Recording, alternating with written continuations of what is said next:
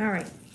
Harry stepped over a pack of self-shuffling cards on the floor and looked out of the tiny window. In the field far below, he could see a gang of gnomes sneaking one by one back through the Weasley's hedge. Then he turned to look at Ron, who was watching him almost nervously, as though waiting for his opinion. "It's a bit small," said Ron quickly. "Not like that room that you had with the muggles. And I'm right beneath the gowl in the attic. He's always banging on the pipes and groaning." Harry, grinning widely, said, "This is the best house I've ever been in." Ron's ears went pink. Chapter 4, A Flourish in Blots. Life at the Burrow was as different as possible from life on Privet Drive. The Dursleys liked everything neat and ordered. The Weasleys' house burst with the strange and unexpected. Harry got a shock on the first time that he looked in the mirror over the kitchen mantelpiece, and it shouted, "Tuck your shirt in, Scruffy." The gal in the attic howled and dropped pipes whenever he felt things were getting too quiet, and small explosions from Fred and George's bedroom were considered perfectly normal. What Harry found most unusual about life at Ron's, however, wasn't the talking mirror or the clanking ghoul. It was the fact that everybody there seemed to like him. Mrs. Weasley fussed over the state of his socks and tried to force him to eat 4 helpings at every meal. Mr. Weasley liked Harry to sit next to him at the dinner table so that he could bombard him with questions about life with muggles, asking him to explain how things like plugs and the postal service worked. "Fascinating," he would say, as Harry talked him through using a telephone. "Ingenious, really. How many ways muggles have found of getting along without magic."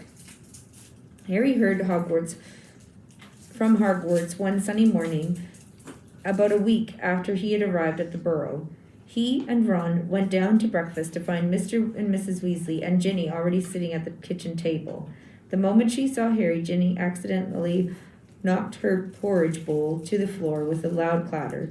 Ginny seemed very prone to knocking things over whenever Harry entered a room. She dived under the table to retrieve the bowl and emerged with her face glowing like the setting sun. Pretending he hadn't noticed this, Harry sat down and took the toast Mrs. Weasley offered him. "Letters from school," said Mr. Weasley, passing Harry and Ron identical envelopes with yellowish parchment, addressed in green ink. "Dumbledore already knows that you're here, Harry. Doesn't miss a trick, that man.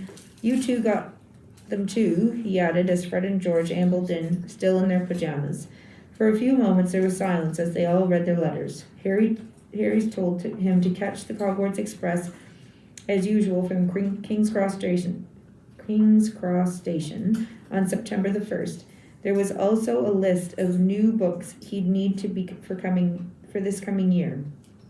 Second year students will require The Standard Book of Spells, Grade 2 by Miranda Groshok, Break with the Banshee by Gilderoy Lockhart, Guarding with Ghouls by Gilderoy Lockhart, Holidays with Hags by Gilderoy Lockhart, Traveling with Trolls by Gilderoy Lockhart, Voyages with Vampires by Gilderoy Lockhart, Wanderings with Werewolves by Gilderoy Lockhart, and Year with the Yeti by Gilderoy Lockhart.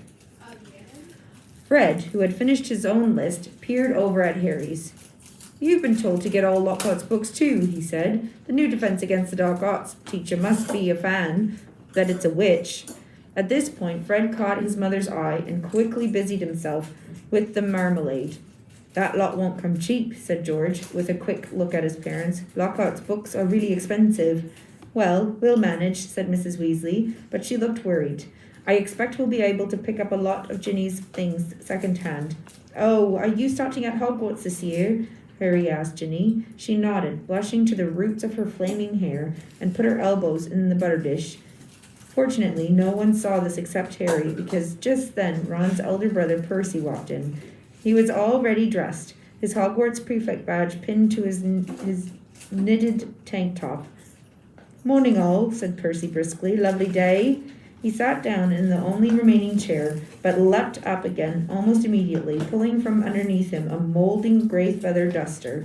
At least, that was what Harry thought it was, until he saw that it was breathing. "Owl," said Ron, taking the limp owl from Percy and extracting a letter from under its wing. "Finally, he's got Hermione's answer. I wrote to her saying that we were going to try and rescue you from the Dursleys."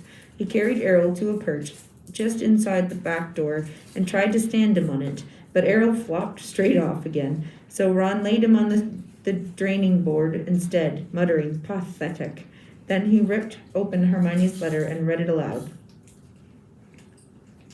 "Dear Ron and Harry, if you're there, I hope everything went all right and that Harry is okay, and that you didn't do anything illegal to get him out, Ron, because that would get Harry into trouble too. I've been really worried, and if Harry is all right, will you please let me know at once?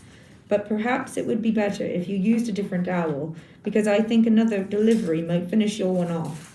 I'm very busy with schoolwork, of course." "How can she be?" said Ron in horror. "We're on holidays. And we're going to London next Wednesday to buy our new books. Why don't we meet at Diagon Alley? Let me know what's happening as soon as you can. Love, from Hermione." "Well, that fits in nicely. We can go and get all your things then too," said Mrs. Weasley, starting to clear the table. "What are you all up to today?" Harry, Ron, Fred, and George were planning to go up the hill to a small paddock the Weasleys owned. It was surrounded by trees that blocked it from view of the village below, meaning that they could practice Quidditch there as long as they didn't fly too high. They couldn't use real Quidditch balls, which would have been hard to explain if they had escaped and flown away over the village. Instead, they threw apples for each other to catch. They took it in turns to ride Harry's Nimbus 2000, which was easily the best broom. Ron's old shooting star was often outstripped by passing butterflies. 5 minutes later, they were marching up the hill, broomsticks over their shoulders. They had asked Percy if he wanted to join them, but he said that he was busy. Harry had only seen Percy at mealtime so far. He stayed shut in his room the rest of the time. "Wish I knew what he was up to," said Fred, frowning. "He's not himself. His exam results came the day before you did. 12 owls, and he hardly gloated at all. Ordinary wizarding levels," George explained, seeing Harry's puzzled look. "Bill got 12 too. If we're not careful, we'll have another head boy in the family. I don't think I could stand the shame." Bill was the oldest Weasley brother. He and the next brother, Charlie, had already left Hogwarts. Harry had never met either of them, but knew that Charlie was in Romania, studying dragons, and Bill in Egypt, working for the Wizards' Bank Gringotts.